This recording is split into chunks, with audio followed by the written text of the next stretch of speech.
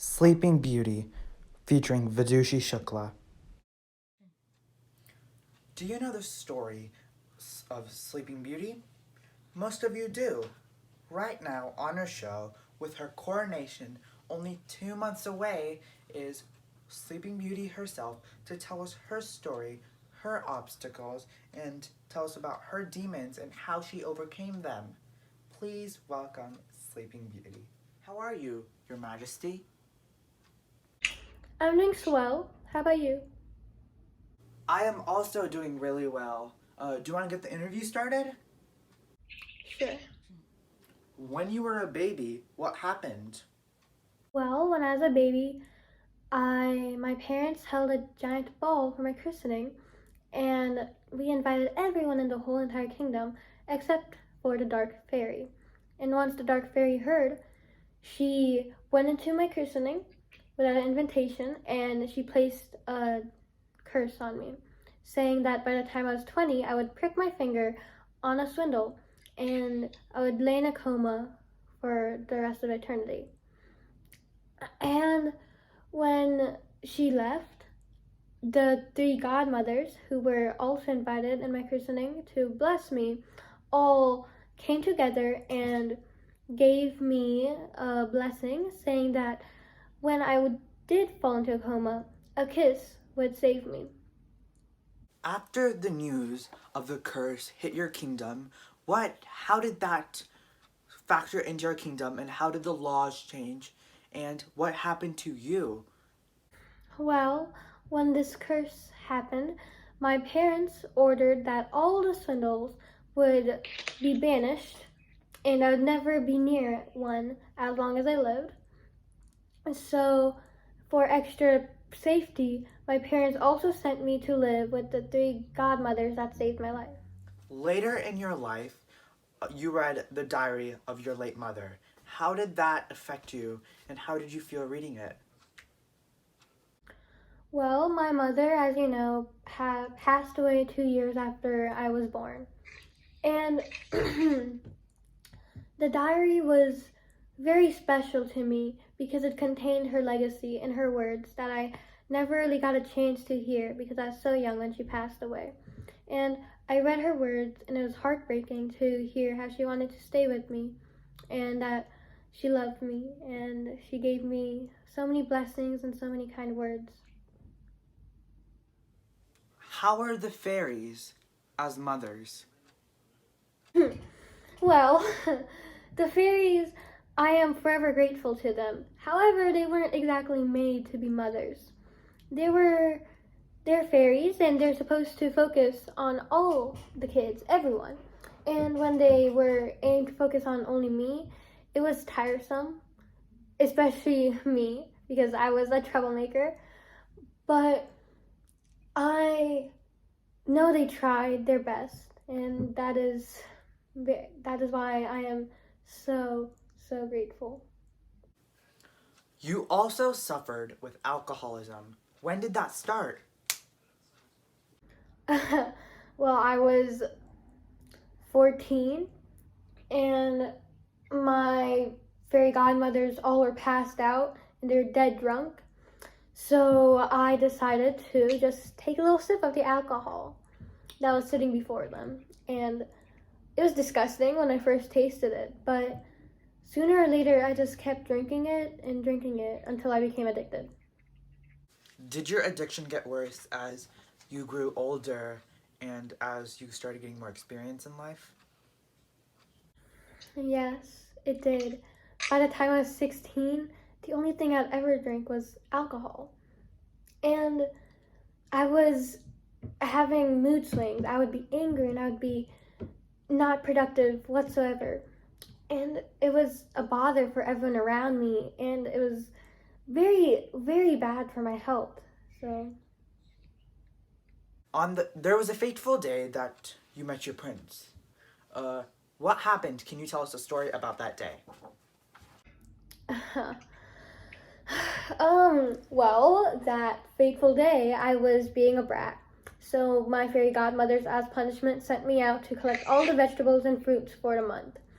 And while I was buying the meat, I was going around like a crazy person because I was drunk, like I was every single day of my life back then. And while I was buying the cows for the month, the prince that was there unexpectedly looked to me and told me I was pretty. So me, being the alcoholic I was, I just went up to him, kissed him, and then he smelled my breath and ran away. So, but at that moment, I found my true love. So it was crazy, but yeah. The thought of your prince helped with your addiction. Why was that? After he ran away, it was a little unnerving. So I thought maybe if I didn't drink alcohol, he would want to stay by my side, which led me to not drink alcohol as much.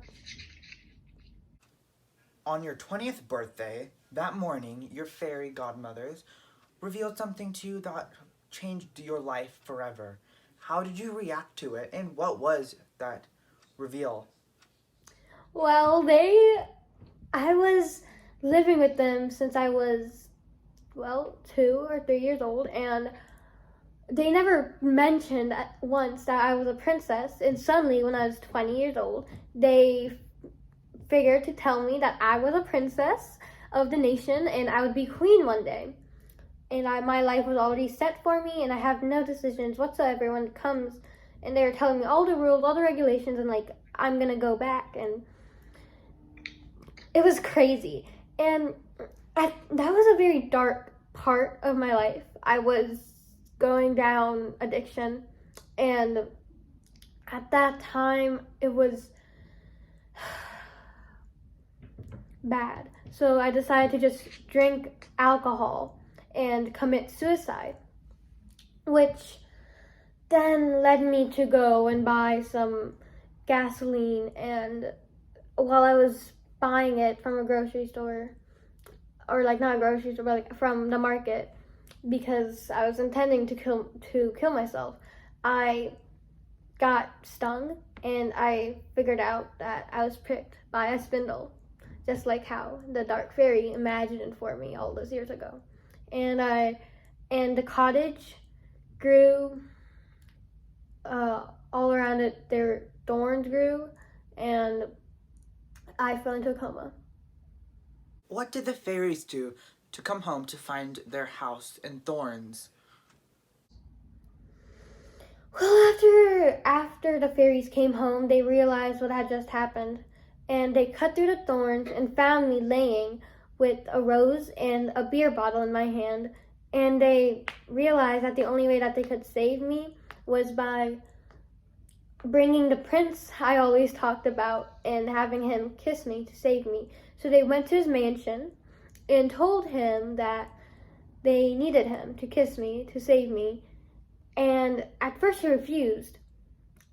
To save me, but then the fairies mentioned that I was asleep and he needed to kiss me to save me. So he then unexpectedly jumped and ran to save me. How did that go? Well, just like the stories,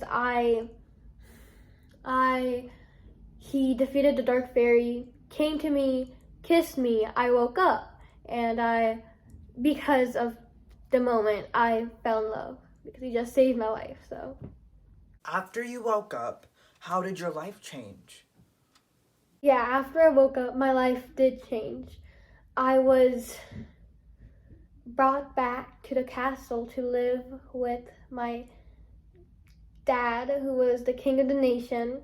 And when I was living at the castle, I brought the prince back to live with me, and I was working to be queen, but because of my alcohol addiction, I was distracted and I was distraught, and I realized that I need to leave. So I let my dad know that I wanted a month-long vacation without anyone knowing that I was queen.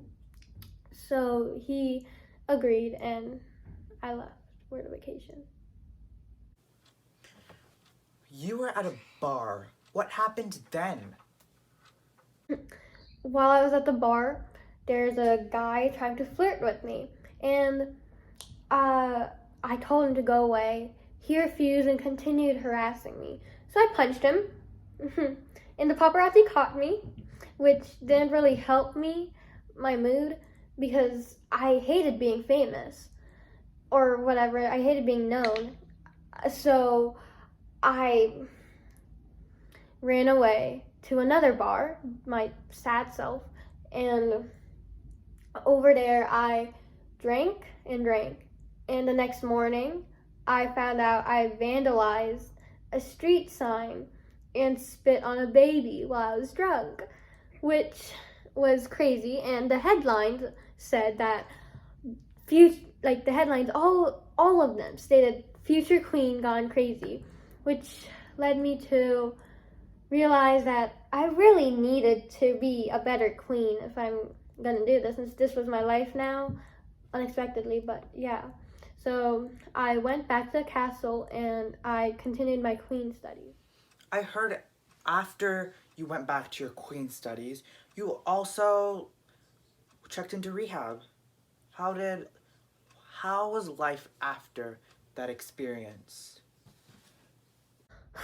Well, I went to rehab twice during my dark period, and now I am 8 years sober. I haven't had a drop of alcohol for 8 years. Yay me. And then after that, after enlightening myself with no alcohol and being myself again, I realized that the prince that I supposedly loved was a pedophile.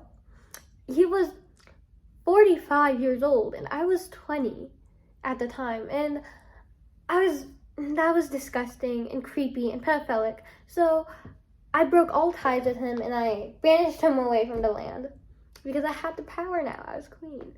And my coronation is in 2 months. And I'm finally here with my life all set and prepared, and yeah. Thank you for coming to our show tonight.